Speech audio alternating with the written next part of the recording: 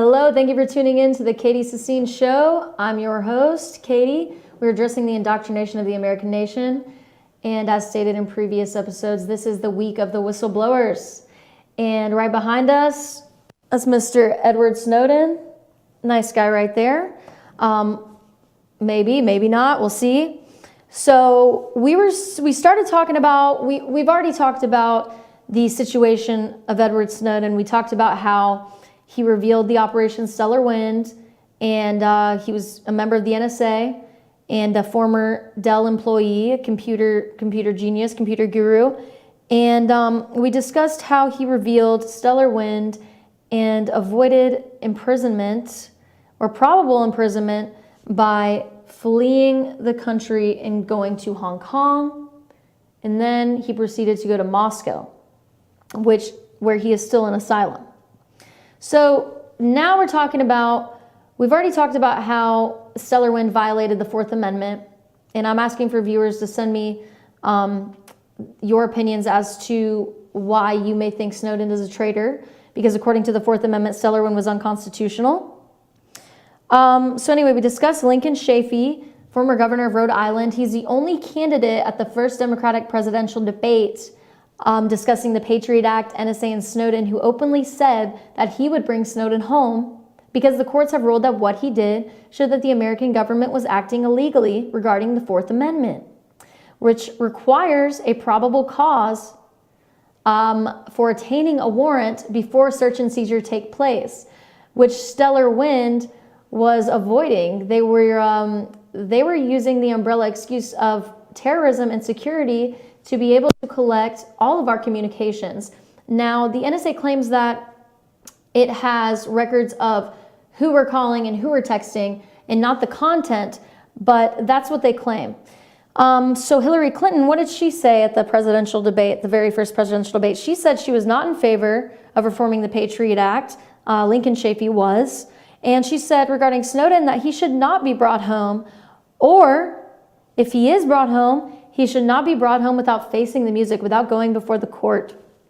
Bernie Sanders, and that's a similar opinion to Mr. Obama, as we know she was his right-hand woman, so to speak, we could say that, among other things. Bernie Sanders at the debate said he would shut down the NSA program. He was the boldest of all. But yet he didn't make a determining statement on whether or not to bring Snowden home. It seems that there is some kind of taboo to express your opinion on Snowden in the American government, based on Bernie Sanders' statement. Because Bernie Sanders outright said that he would shut down the NSA program, but yet he wouldn't openly call Snowden a hero. So maybe what I'm doing on this show is dangerous for me. Maybe I am putting myself in danger by even putting out the facts and suggesting that Snowden may be a hero. He may be a patriot and not a traitor, as the U.S. government claims, because the only person at the Democratic presidential debate who said he should be brought home was Lincoln Chafee, and he was not in the top running. Enough said. Now, what about Trump, Putin, and Obama? Trump has stated very decisive statements about Snowden. Before he ran for president in an interview with Anderson Cooper, before even knowing he was going to run for president, he called Snowden a traitor and a terrible guy, not only to Anderson Cooper, but on different occasions to several reporters. However, depending on the demand of the people, Trump may change his mind. Because Trump, can we get that background photo up of Trump and Mr. Snowden? And so Trump said, Trump says he's for the people, right? He is a president for the people, and that's why we want Trump, because he's here to represent us. And there's Trump with a look of dismay at Snowden here, and maybe disappointment, it looks like. As we know, this is photoshopped. He wasn't really right there with Snowden. And anyway, so that's good editing on that. So Mr. Trump doesn't look very happy with Snowden in this photo. Not a very pretty sight here. So, but according to who Trump is Trump's stance on Snowden should depend on the demand of the American people, which is why we elected Trump, is because we want someone representing us. We are a government for the people, by the people. We are a republic, and we must not be overrun by a minority. The majority needs to be in control of the majority. And Putin, what did Putin say? Putin said he would hand Snowden over to the Trump administration. So relations right now between Putin and Trump seem amicable. I'm wondering if they've come to some kind of agreement, because if Trump is a president for the people, and people have gone out and protested for freedom for Snowden, maybe they've come to some kind of agreement because he's not willing to hand over Snowden to the Obama administration. He's expressed that he will hand over Snowden to the Trump administration. So maybe he and Trump have discussed what Snowden did and how the people feel about it. Because if he deems Snowden a traitor when he gets into office and holds him accountable and has him imprisoned for revealing illegal operations of the NSA, I think that the people who elected Trump may be disappointed in Trump for that ruling. Maybe not. I would like your feedback. Again, you can follow me at Katie, FYNTV, or email me at katiefetchernews.com. That's just the way I see it by these facts presented here. Now, what did Obama say? Resembled what Hillary said at the Democratic convention. Obama says he can't pardon him unless he goes before court. However, in 2015, a federal appeals court, as I said, the court ruled Snowden was basically innocent. A federal appeals court ruled in 2015 that the NSA program, Stellar Wind, revealed by Snowden, was illegal because it exceeded the terms permitted by the Patriot Act, which was why the Patriot Act was up for debate along with Snowden and the NSA in the first Democratic presidential debate. So Anthony Romero, writer for the LA Times, he stated something interesting regarding Obama and whistleblowers. Anthony Romero stated that Obama has prosecuted more whistleblowers than any other president in U.S. history. Pardoning Snowden won't undo that legacy, but it will help affirm the critical role of whistleblowers and that the critical role that they have always played in helping our country correct for government overreach. It will also signal that citizens must have a seat at the table in deciding how we run our democracy, which is exactly what I'm trying to say. Maybe Putin is waiting to hand over Snowden to the Trump administration because maybe Putin thinks that Trump will side with the people who have protested for freedom for Snowden and grant Snowden some kind of bargain, at least, for his freedom. I mean, why should he be imprisoned? I don't know. If you know, please tell me. I don't know. I can't see the reason why he should be imprisoned or even go before a court at this point after a federal appeals court ruled that the Stellar Wind program was unconstitutional, evidently shown in, you can just look at the Fourth Amendment and see why, as I've expressed earlier and several times. So let's go and see what Snowden, let's hear a little bit from Snowden on the issue post seeking asylum. We've heard what Snowden said and what he went through during his fight for asylum and how his communications with Sarah Harrison and such. But he also said to NBC while in Moscow that no one wants to be a whistleblower. And I believe this was an interview with Katie Couric. He said, "This is America. And when something goes wrong, don't we want someone to stand up and say something about it?" So that's what he's saying he did. He's saying he put himself out there. He went out on a limb for you and for me and for our constitutional rights. He risked his life. Based on the facts that I've presented thus far, he risked his life to protect our constitutional rights. And he's still in Russia, in asylum, temporary asylum. Snowden also said, when asked by, I'm not positive it was Katie Couric, that he has no regrets about what he did. He expressed that justice takes precedent over established law when the two are not in accordance. And maybe Trump will change his mind because maybe Trump will agree with this. if Trump wants to drain the swamp, then we should put justice over established law. And our justice is established through our Constitution, and it has been established. So why are we establishing new laws that undermine our Constitution, such as the Patriot Act? Now, there's this website called whistleblowers.gov, and in the first Democratic presidential debate, Hillary Clinton commented that he should have reported to this site instead of fleeing to Hong Kong and getting reporters from The Guardian to release these documents through WikiLeaks. So the whistleblowers.gov is something that's been in place since the passage of the Occupational Safe and Health Act, the OSH Act, in 1970. Congress has since expanded the OSHA's whistleblower authority to protect workers from retaliation under 22 federal laws. Complaints must be reported to OSHA within set timeframes following the retaliatory action as prescribed by each law.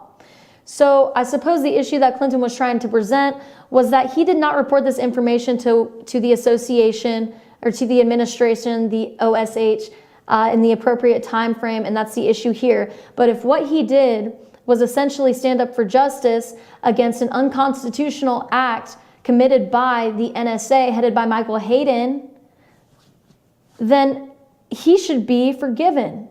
But then again, I could be missing some facts here, so I can't give you a for certain verdict on this. I'm not a judge, but as of now, I would hope a judge would rule him innocent. Now, thank you for tuning in. Follow me at FYNTV. We'll return very shortly.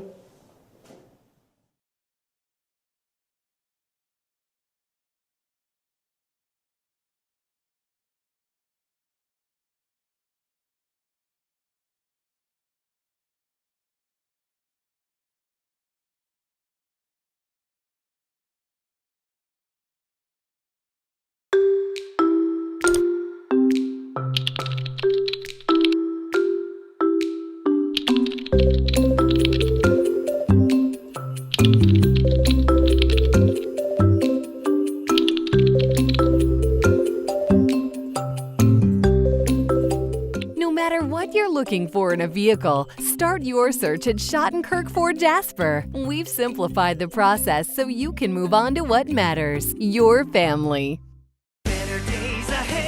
This is the big one, the 20% off MSRP model year-end clearance at Days Chevrolet in Jasper, with huge savings over $3,600 off the redesigned Malibu. Now just $20,400. Save over $8,600 off Silverado Crew Cab LT. Now just $33,500. 20% off new Chevys, right here, right now, at Days Chevrolet in Jasper. Better days ahead, Days Chevrolet. Find new roads. El Rey and Ellijay. El Rey Mexican Restaurant. Family owned and operated, and a local favorite for families, parties, and meetings. Great prices.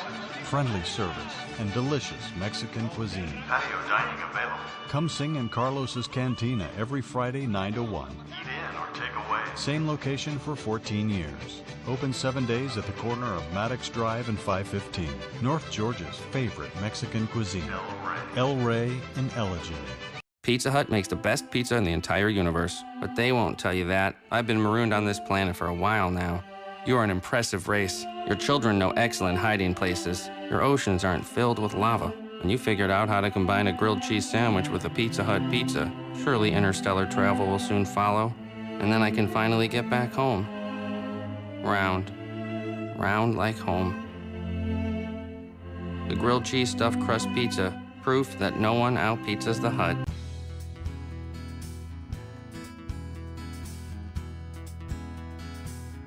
Hello, my name is Chad Watkins. I'm the manager at Larry's Body Shop.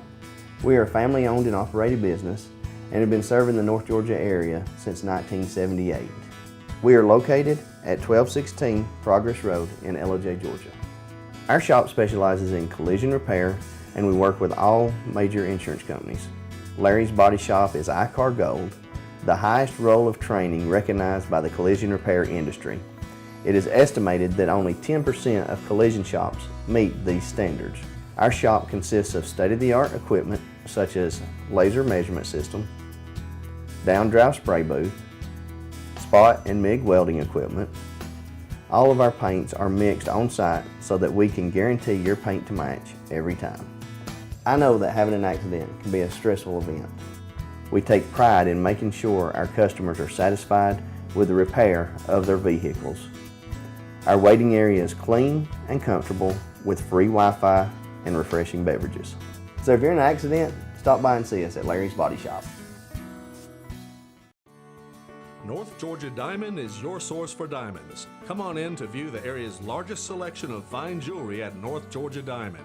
All repairs and designs are done on site by our jewelers. And North Georgia Diamond has the lowest prices on loose diamonds. You can also sell your gold, silver, and coins at North Georgia Diamond between Walmart and Lowe's in East LJ.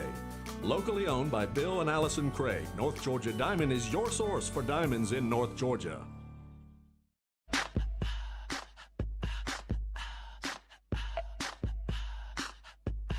What you gonna do with all that junk?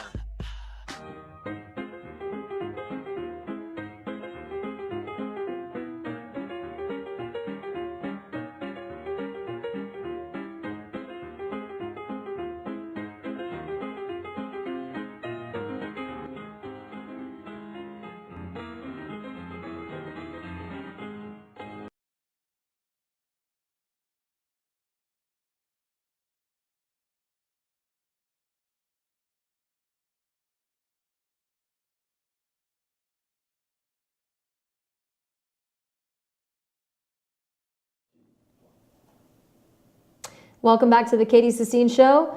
We are discussing Edward Snowden, and we are just about to finish up this debate here. Is he a traitor or is he a hero? Well, what do you think?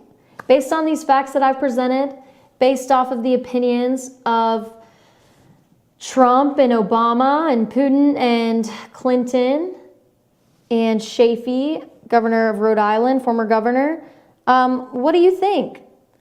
Must he first go before court in order to be pardoned? Snowden believed that he was doing something ethically right. Michael Hayden believed he was doing something ethically wrong.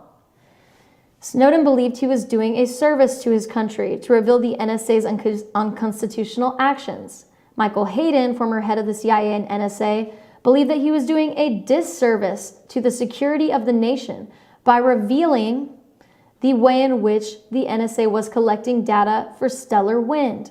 Michael Hayden clearly expressed that it was not the fact that Snowden revealed the documents. He expressed that it was that Snowden revealed the method by which they collected this information. My stance on that is, my response to that is, personally, I'm pretty sure other countries can figure out how to collect data just as well as we did in stellar wind. So I just disregard that statement. From the facts I've presented here, I think Snowden should be pardoned. So we'll just see what happens in the future. Anyway, is it possible that Snowden could have tried to resolve the situation in a more discreet manner? If you were Snowden, what would you have done? So yes, he could have reported to whistleblowers.org. He could have gone about this in a more discreet manner. I think that Snowden should be subject to some kind of, I don't want to say punishment, but he should be subject to some type of, he should be reprimanded in some type of way. I don't believe he should be in prison, but I do believe he should be reprimanded. I don't think that he should ever work for the CIA or NSA.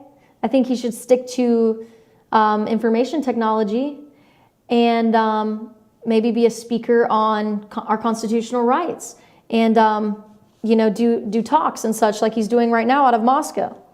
But I do believe that he deserves to come back to the U.S. based on what I know thus far. I'm not a judge. I don't have all the facts in front of me, but from what I've gathered and been able to gather in the past week or so, that's my stance on it. I'm not going to lie to you as my viewers. That's how I feel about it. So if I was Snowden, I probably would have fled the country as well. However, I don't know if I would have revealed stellar wind in the first place, but if I had decided to do so, I would have definitely fled the country based on what happened to Chelsea Manning.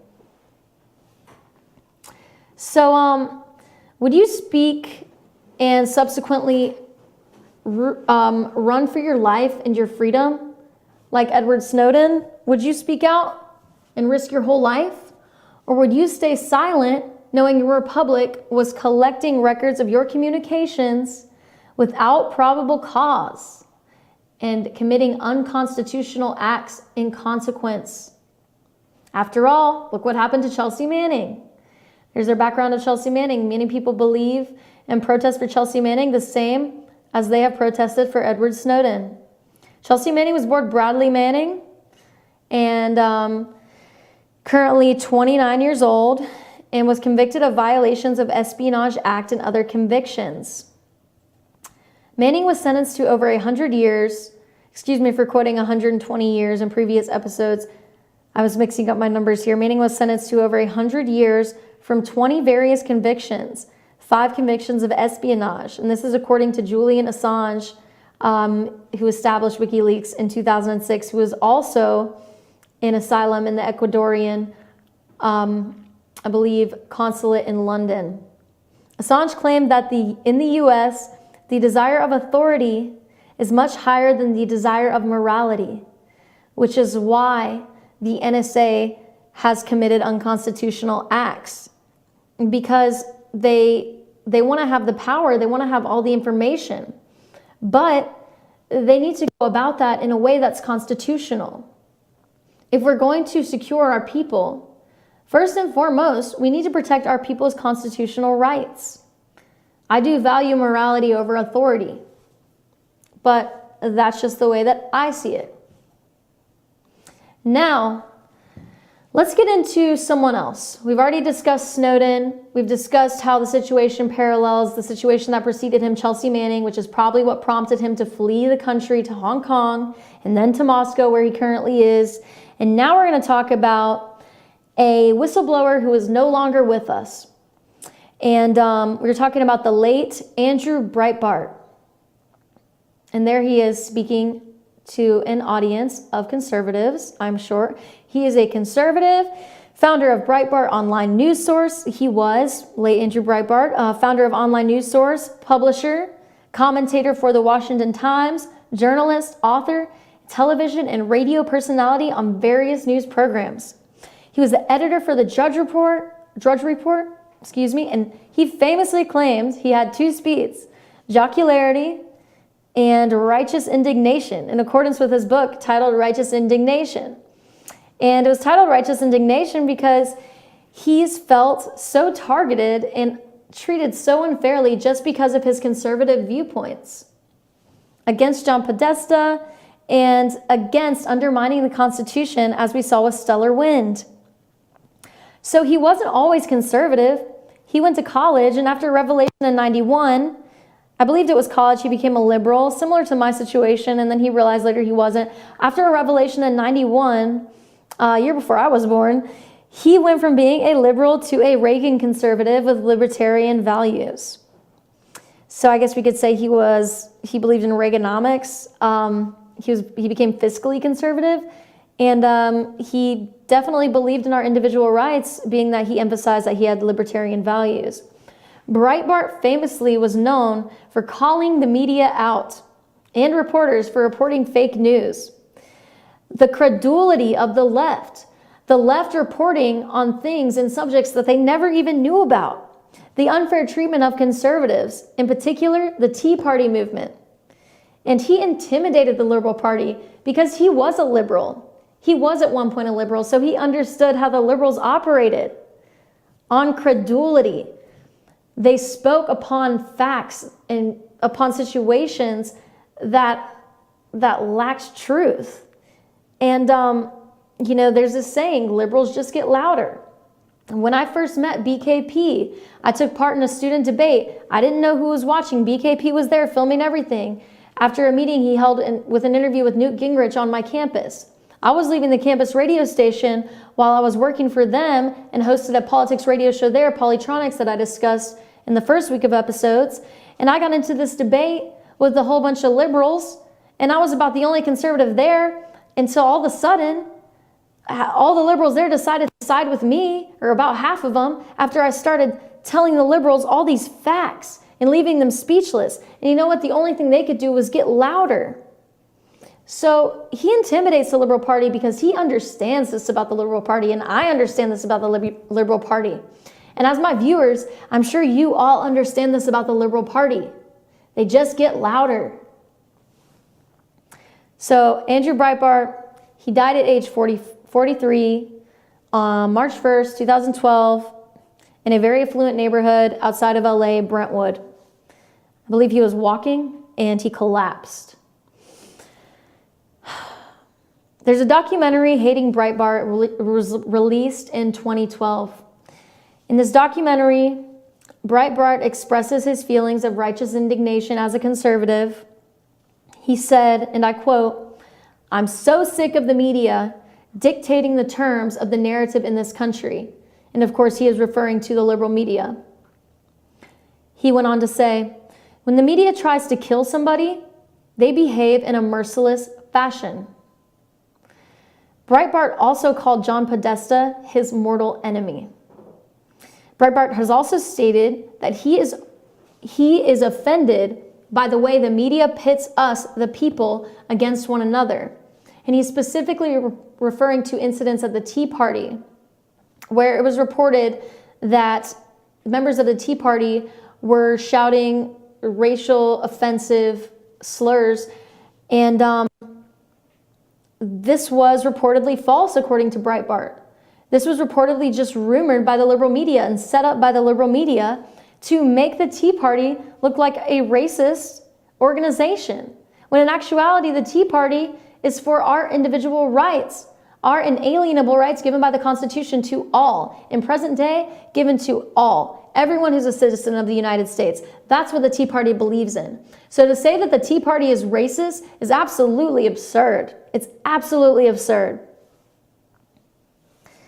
And there's a video where we can clearly see Breitbart and his hatred of John Podesta that we're going to show you right here. In just a few moments here, please enjoy.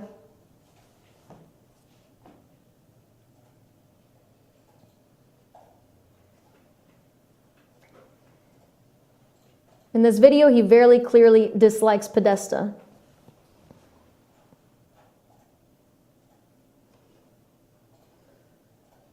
He even said, "Mr. Podesta, we're watching you at a conservative political action conference." We're just trying to pull up this video here. It should only take a couple of moments. This is a concerted effort. This is a concerted effort. Politics of personal destruction. Fuck you, John Podesta. All right, well, you see where I'm coming from. Okay, yeah. When I talk, that's because I'm interested in this ongoing, whatever the hell they're doing. What's in your closet, John Podesta? Big Podesta? Big Soros? Do you want us to play these games? Because we're playing to win.